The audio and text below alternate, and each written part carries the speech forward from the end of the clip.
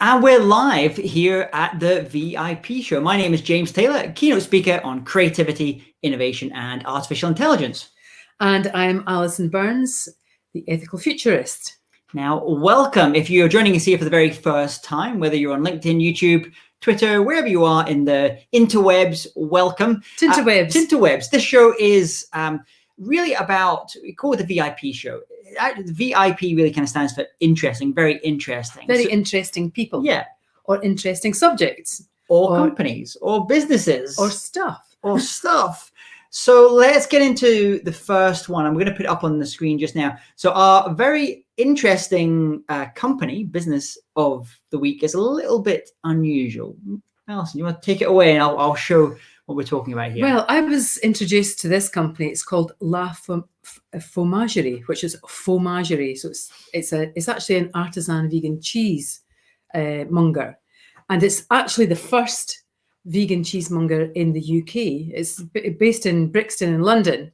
And I came across this vegan cheesemonger when I was actually searching online. And I just thought there's lots of different places where you can buy artisan vegan cheeses if you don't want to eat dairy, if you're eating a vegan diet. And there was no one place apart from going to vegan festivals or vegetarian festivals, which there haven't been that many of them. Not this year. Of late. So it was actually a friend of mine who introduced me. She said, have a look at La Fromagerie in London. So and I checked them out, and I also looked at the background of how they got to where they are. And like us, like-minded people, they were looking. It was two sisters, Rachel and Charlotte Stevens. I think one of the sisters is lactose intolerant and one's vegan. And they were both looking for where to find these cheeses where they can actually have a decent cheese board without having the plastic, the kind of plasticky cheeses that you buy in the supermarket. So actually they did a lot of research and I think they came to the decision was around about December 2018 to actually have a good look and have a think about the business plan. And they actually launched it in February 2019. So they're a fairly new company. But what I love about them is that they've kind of gone up against the odds. They've got, if you look at the website, they've got this ethical statement, and it's like they're striving to be, obviously they recognize that the future is plant-based. Not everyone would agree with that, but I certainly would. And it's certainly a big trend. I mean, you're going from all plant-based milks now. Mm-hmm. I mean, I saw that the dairy industry has really been trying to figure out. Some of the big traditional dairy companies are now buying into almond milks and pea milks and soya milks, all these different kind of plant-based Who would have milks. thought that you can get milk from a pea? But it's true. We've tasted it. It's fantastic. So we're seeing this big move in terms of for people either through because they want to live plant-based life or because maybe lactose intolerant. They're changing their dietary habits. And I guess cheese was the big one because people spend a lot of money on cheeses. I know, and cheese. And where do you find decent artisan cheese? Well, we've actually, look, this is our Christmas. Let's show you our Christmas special menu. This one. So let's talk about it. So this is the menu that we got from La Fromagerie. You can go online, you can order from them. We're not incentivized in any way to promote La Fromagerie, just to let you know. But this is their plant-based selection box. This was their Christmas special. So let's tell us some of the things. Well, what was your favorite? My favorite was the vegan Zola, which had well, if you think about it, it was the sour cheese with the mold in between, like the threads of mold. It was just fantastic. And what was your favorite out of there? Well, they had the farmhouse. The smokehouse was great. That was really good. But the one that kind of was a bit unusual, it's a bit of an acquired taste, is camembert. So not camembert, camembert. And that was a really tasty cheese. Yeah, it's that was lovely. You just lightly heat it up and with rosemary and garlic. But what I found interesting was when the sisters set up the shop and the shop front in London. It's in Brixton in London, and there was a bit of a kickback from the dairy industry, and they were saying, it's going to confuse people. Are going to be confused, or what's in it? Is there going to be milk in it? And actually, there was a study by, let me just get the name right here. It's the International Food Information Council, and actually the study that they came up with was that that people are aware that vegan cheese is not going to contain dairy. So and also that was quite a high percentage. So there's no confusion in the minds of the consumers. So I think there is a kickback from the dairy industry, but you know, they've had it their own way for such a long time. So, but it's been interesting seeing. I know there was some challenges in the EU courts about whether certain companies could say these were burgers or sausages if they didn't have meat in them, and there was that didn't pass in the end. But I think that where I'm finding this interesting is some of the companies that either we work with or we're seeing we're buying products from them. Is they are maybe traditionally from the meat industry in one way or the other, or the dairy industry, but they're saying this is a really fast growing consumer trend just now, and they're kind of getting involved in that trend. And I think what I love about the fromagerie is like they're really going for the artisanal. So this isn't like the mass manufactured dairy free cheeses. This is like really amazing cheeses. Oh, there's no lack of taste, and even some of our sort of meat eating friends are actually willing to give it a go because it's healthier, it's better for the environment. And so they have this ethical statement here. I'm just going to read something. So we believe that the future is plant-based.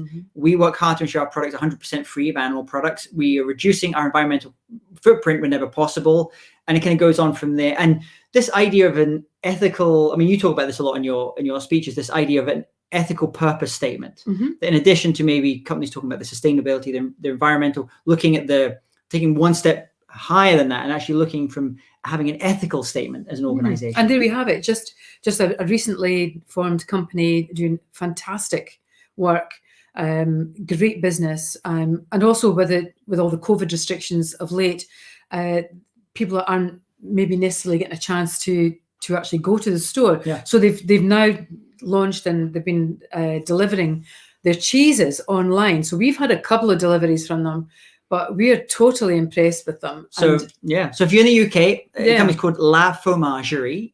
Check them out. Check them out. So that's our very interesting company of the week. Let's talk about our very interesting person of the week. Now I haven't showed you this. It's a surprise. This is the first time Alison's seen this as well. I speak about creativity, innovation, artificial intelligence. I talk about this idea of super creativity, which is the idea about how as humans now and teams, organizations, we're augmenting our human creativity with exponential technologies like AI, like machine learning, like robotics. And one that I just saw recently, and I kind of thought this is a very interesting way as an artist starting to kind of redefine themselves, is this. And her name is Valeria, and you can go to @AnnaDreamBrush, and let me just show you this just now, and I'll get your kind of reaction to this as well as we're kind of going through it. So she is a virtual reality artist. Oh, wow. So she paints in virtual reality. She wears a virtual reality headset, and she is painting and crafting these amazing artworks in virtual reality. And obviously, if everyone's not wearing VR headsets in the audience or watching, then it gets displayed onto these big screens as well. But I just love that. I mean, look at this. So am I missing something here?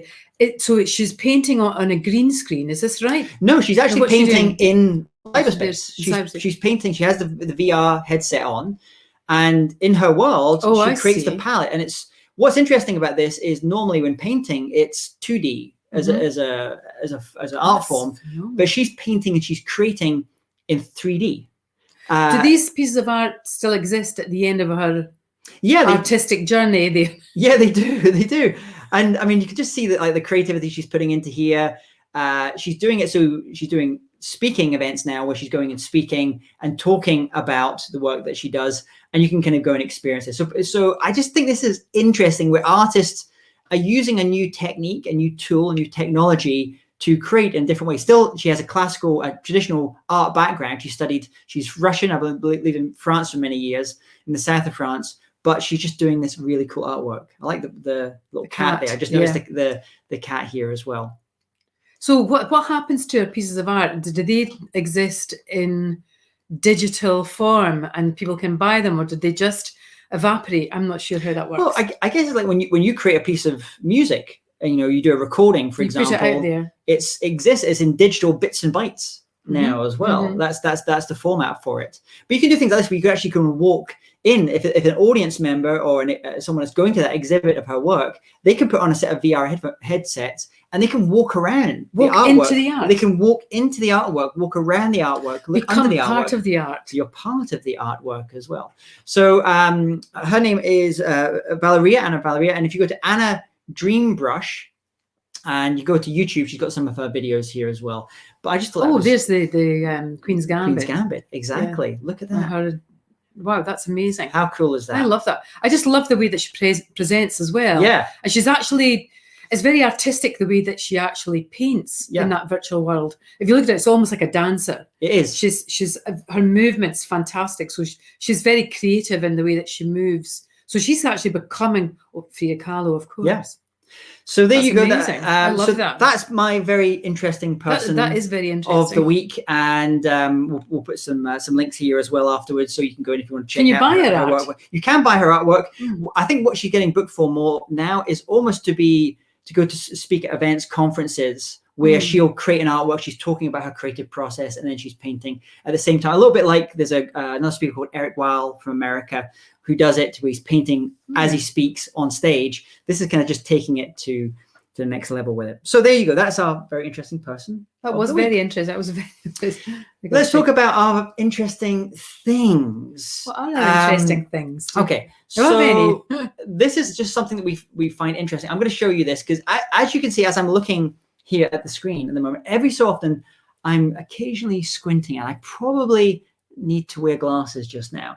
But I've noticed, like, you wear glasses, and you have reading glasses, you have glasses if you're doing like driving, and so you have to kind of put these glasses on and off. So it's frustrating. It's frustrating. So the CES conference, which has been happening in Las Vegas or virtually this week, they launched a new type of reading glass or glasses, and these are by a company called Voy. And the interesting thing about these glasses is you buy them, and there's a little switch on the side, and you can vary the focus of the glasses. So suddenly, those reading glasses could become driving glasses. You don't have to have two pairs of glasses. I think maybe they're going to have switches where you automatically get presettings. So it recognizes when it does your eye tests, it recognizes maybe that's setting 1. It's very clever. But when you're driving, this is setting 2. This is like fancy varifocals, I guess. So would you buy a pair of glasses like these? Would I buy them? Well, if I'd like to try them, I would like to try them because it's annoying just having to switch glasses up. Maybe not. Let us know leave on the comments here below if these are something that you would go and get if you buy some of these Voy glasses. So that's my very interesting product of the week. Let's talk about yours next, which is something about masks. So let me pull this up. Yeah, I've been looking at some of the, because we've all been wearing masks, 2020 going into 2021. And I was thinking, how does that affect things like facial recognition? Because you're only seeing part of the face. So I did a bit of research, and it turns out there's a business company in Tokyo called NEC, and they've been pioneering this technology in relation to recognizing people through the facial recognition, but beyond the mask, so above the mask. So it's just capturing those eyes. The eyes. But it's quite controversial because if you think about how companies and universities are all doing research on, and I see this as two parts: the research on facial recognition, and also the rollout of it, and so there's inbuilt biases in relation to the research and how it actually measures and facially recognizes people. So it turns out that a lot of the facial images are scraped from the internet, and they're really not being used with permission.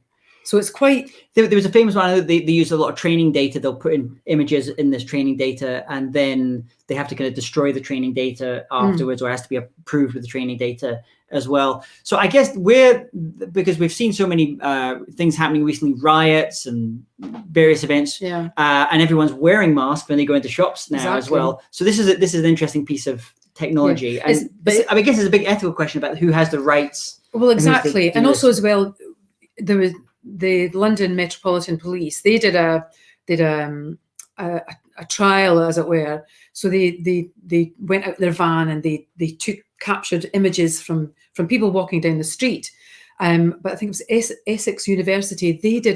They analysed 6 of the trials, and it turned out that there was quite a big margin of error in relation to matching people's faces as they were captured as they were walking down the street, in relation to a bank of images of, say, criminals or people that were on the watch list. So the errors there, the errors. But what makes a policeman jump out of a van and go and cuff someone and say you're banged to rights, because something in their van matches a video? But there was quite a lot of errors, and that was the one thing that was concerning obviously sociologists and legal experts in relation to how this technology is used in the future. And do I have a right to be forgotten? Let's say if I walk past a CCTV camera and it captures my footage, how long are they keeping that video footage there? If it's like a fingerprint, if I go and get my fingerprints done, then how long will they keep those fingerprints? Interesting that you say fingerprints, because things like biometrics, it's easy to do a one-on-one match, what I mean by that is when you've got your passport and you've got your face, and they can match. You're going through the airport and you're sliding your passport for that match of the image against the picture, and that's easy to match. That's accurate. But what happens when it's one on many? But even when it came to the early technology, when it came to telephones and opening up your iPhone with a visual, with your facial recognition, it was easy to just take a picture and use the owner's picture and open up that phone. But obviously that was the early stages. However, where the technology is going now is they're looking to actually recognize skin texture as a way to recognize. So it's almost like not a fingerprint, a face print, a skin print. No, the skin print. And because people always work around these things, so they're also trying to combat high quality face masks. Oh, that's creepy. That's really creepy. Strange. Like the kind of thing you see in like these James, or there was the kind of James Bond movie where they take the face off, exactly. or Jack Reacher movie. You put someone else's face on to unlock the door of their house, so you could go in. But however, the technology is going deeper than that, and it's looking for skin texture, which is amazing. But then if you think about that, so it's really powerful technology, but also in the hands of people who are building it. But all these inbuilt biases, in terms of it maybe has a higher recognition of white male, but when it comes to gender, ethnics, racial recognition, it's not really demographically. It's not. Or something maybe it's just training data is not wide enough. It's not diverse enough, and then that's causing. It's honestly people who build these systems. And where do their assumptions lie when they're building these things? So facial recognition with masks, that's your very interesting thing of the week. We hope you've been enjoying this show. This is the VIP show. And please leave any comments below. We're always looking for new ideas for future episodes. And we will have guests. And we're going to have some guests coming on very soon as well. So just keep an eye out for that. We thought we'd do these first couple of shows, try a couple of different things, and then bring on some guests at some point as well. So there you go. My name is James Taylor, and thank you so much for watching today. And I'm Alison Burns. Thanks for coming along, and hopefully we'll see you next week for another episode of the VIP show, which is very interesting, people. Very interesting.